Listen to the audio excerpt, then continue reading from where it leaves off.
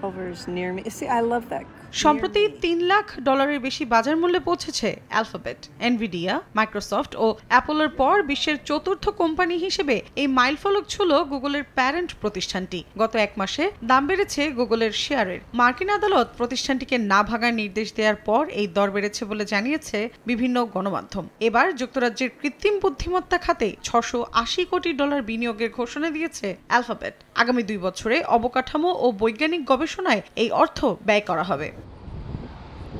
এ বিষয়ে গুগলের প্রেসিডেন্ট ও প্রধান বিনিয়োগ কর্মকর্তা রুথ পোরাট বিবিসিকে দেয়া এক সাক্ষাৎকারে বলেন, যুক্তরাজ্যে উন্নত বিজ্ঞান ভিত্তিক কাজের অসাধারণ সুযোগ রয়েছে। যুক্তরাষ্ট্র যুক্তরাজ্যের মধ্যে এখন একটি বিশেষ প্রযুক্তি সম্পর্ক গড়ে উঠছে। ঝুঁকি থাকলেও একসঙ্গে তা মোকাবিলা করে অর্থনৈতিক প্রবৃদ্ধি, সামাজিক সেবা ও বৈজ্ঞানিক অগ্রগতিতে নতুন সম্ভাবনা তৈরি করা সম্ভব বলেও জানান তিনি।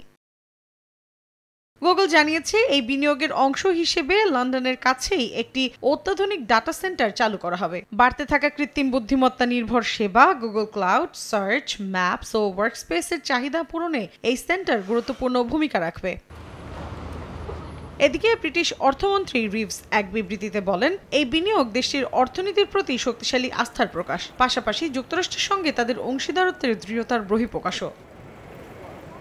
বিশ্লেষকরা বলছেন, এই বিনিয়োগ ঘোষণা দুই দেশের সম্পর্ককে আরও মজবুত করবে। মৌসুমী সাথী, সময় সংবাদ।